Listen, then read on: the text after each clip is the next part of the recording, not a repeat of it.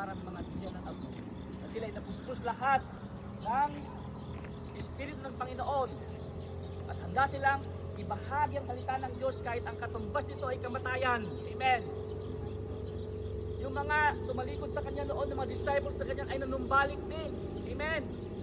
At yung sinabi natin na si Pedro na tumalikod sa kanya, siya pa yung namuno. Amen. Namuno sa mga disciples upang ibahagi ang salita ng Diyos kasama ang pagkapuspusan, kapangyarihan ng Banal na Espiritu. Amen.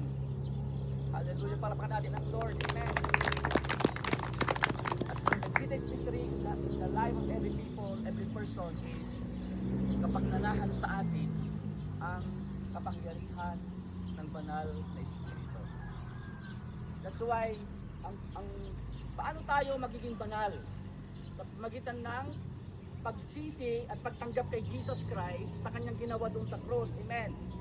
Inihandog niya kanyang buhay, ang kanyang mismong katawan para tayo pa mapawalang sala. Dahil sa isang tao, si Adan, nagkasala tayong lahat. Pero dahil sa isang tao, naging tao si Jesus Christ. Mula sa Diyos, naging tao siya, pinanganak siya na katulad natin na mayroong flesh, mayroong blood. Nararamdaman niya lahat yung damdamin ng isang tao at hindi siya nagkasala. Hindi siya nagkasala kahit minsan.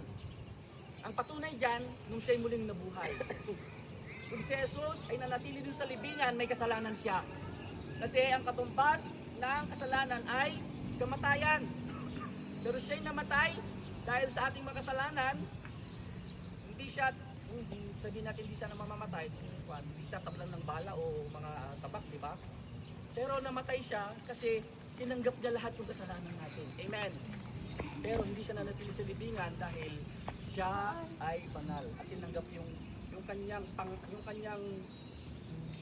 sakripisyo ay tinanggap ng ating Diyos Ama. Kaya sino mang lalapit kay Jesus, kung sino man ang manampalataya kay Jesus, maging sino ka man, babae, lalaki, mayaman, mahirap, matalino, mangmang, pogi o hindi, maganda o hindi, ikaw ay, kung ikay lalapit sa Panginoon, ikaw ay kanyang ililigtas, palalayain, at paggagalingin. Palakpakan natin ng Diyos. Amen. Mahal na mahal tayo ng Panginoon. Amen. Hindi siya nagkulang sa atin. Yung panahon na hindi natin kaya, hindi natin kayang iligtas yung ating buhay, hindi natin kayang umangat sa mga kalagayan natin, nandun yung pagmamahal ng Panginoon. Amen. Kaya nga ito yung pangako ng Diyos sa atin. Hindi lang po yung kabanalan na binigyan ng Lord sa atin through the Holy Spirit, through the sacrifice of Jesus. Ito yung pangako niya sa atin sa Romans 8:11. Ito yung pangako niya.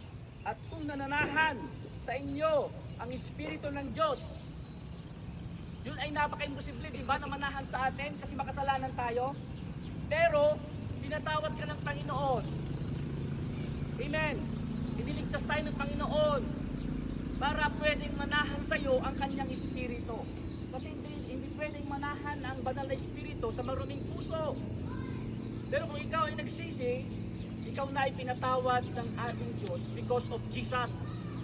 Hindi dahil sa baka, kambing o buya o mga ginawa mong mabubuti, kundi dahil sa ginawa ni Jesus Christ sa cross, ikaw po ay pinatawad niya. Amen. At pwede nang manahan sa iyo ang banal na Espiritu. Sino ba si banal na Espiritu? Sabi dito, at yung nananahan sa inyong banal na Espiritu ng Diyos